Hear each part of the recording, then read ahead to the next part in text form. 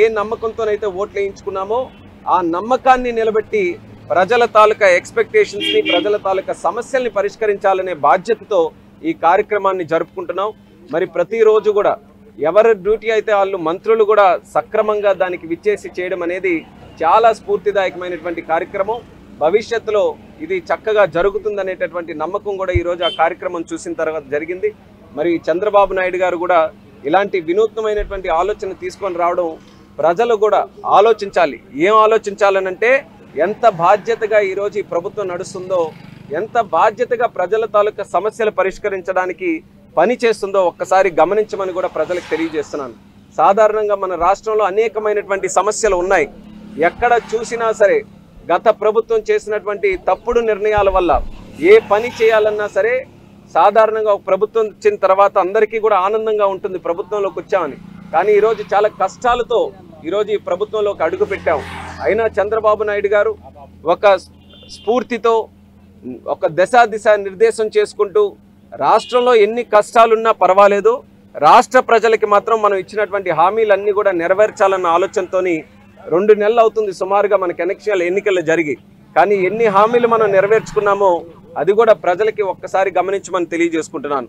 అన్నా క్యాంటీన్లు ఆ రోజు జగన్మోహన్ రెడ్డి వచ్చిన తర్వాత మూసివేస్తే పేదవాడి తాలూకా కడుపు మీద పొట్ట మీద కొడితే మళ్ళీ అన్నా క్యాంటీన్లు ఆ రోజు ప్రతిపక్షంలో ఉన్న తెలుగుదేశం పార్టీ తాలూకా నాయకులు స్వచ్ఛందంగా ముందుకు వచ్చి చాలా క్యాంటీన్లు పెట్టారు.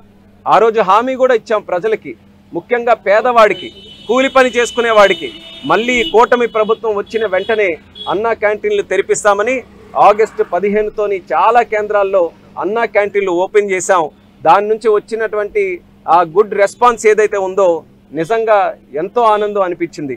అలాగే మనకు చూస్తే గ్రామ సభలు కూడా పెట్టి గ్రామంలో సర్పంచులు ఏ పార్టీ అని కాదు, జగన్మోహన్ రెడ్డి అందరినీ కూడా మోసం చేశాడనడానికి సర్పంచులు ఎంత బాధపడ్డారో అది ఒక ప్రత్యేకమైనటువంటి నిదర్శనం.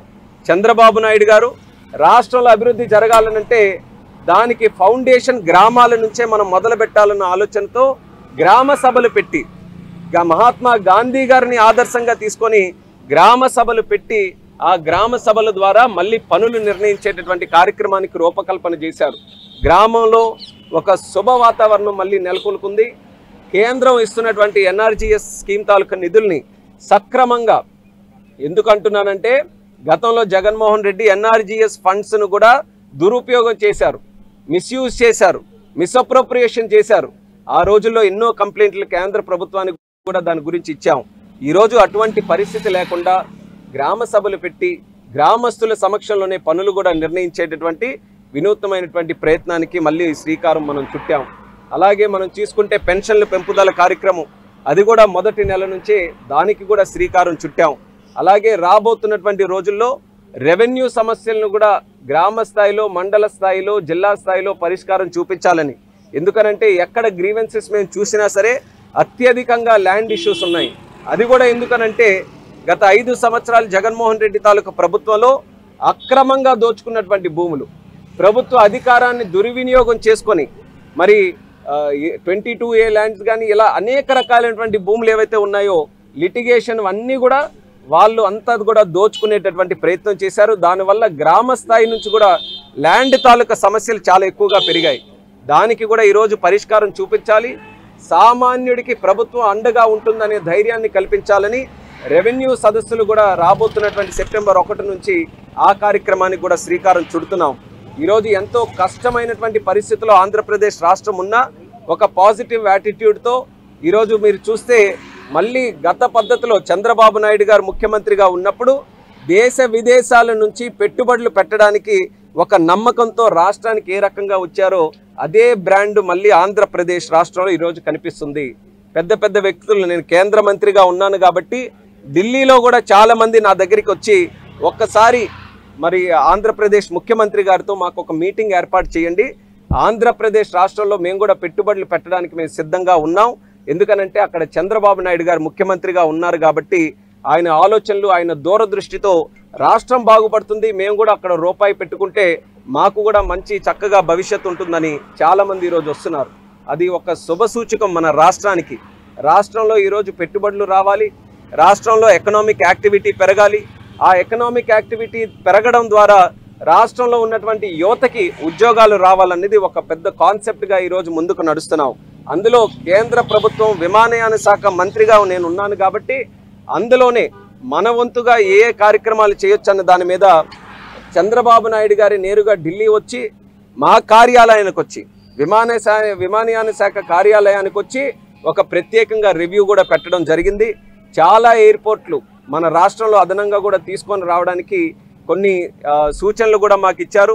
సర్వే మొదలుపెట్టాం. ఎక్కడెక్కడైతే లొకేషన్స్ ఉన్నాయో అక్కడ భూమి తాలూకు అవైలబిలిటీ కూడా చూసుకొని రాబోతున్నటువంటి కాలంలో దానికి ఫీజిబిలిటీ స్టడీ కూడా చేసి ఎక్కడెక్కడైతే అవకాశాలు ఉన్నాయో అన్నీ కూడా చేస్తాం. అలాగే మొన్ననే దేశ స్థాయిలో సీప్లేన్ గైడ్ లైన్స్ కొత్తగా మనం అమలు చేయడం జరిగింది సివిల్ ఏవియేషన్ ద్వారా. ఆ civil aviation seaplanes guide lines రావడంతో రాష్ట్రంలో దేశంలో సీప్లేన్ యాక్టివిటీ కూడా పెరిగే అవకాశం భవిష్యత్తులో ఉంది. దాని తాలూకా డెమో ప్లేన్ కూడా సుమారు అక్టోబర్ నెలలో మనం స్టార్ట్ చేయబోతున్నాం. అది కూడా మన ప్రాంతం మన ప్రకాశం బ్యారేజ్లో మొట్టమొదటి ప్లేన్ అక్కడ నుంచి డెమో ప్లేన్ కూడా స్టార్ట్ అయ్యి శ్రీశైలంకి వెళ్ళి అక్కడ నుంచి దేశం అంతా కూడా తిరిగే రూట్ని కూడా మనం రూపకల్పన చేయడం జరిగింది. నా బాధ్యతగా రాష్ట్రానికి రాష్ట్ర అభివృద్ధికి కట్టుబడి ఉన్నానని చెప్పడానికి అనేక రకాలైనటువంటి కార్యక్రమాలకి రూపకల్పన చేస్తూ ముందుకు వెళ్తున్నాం.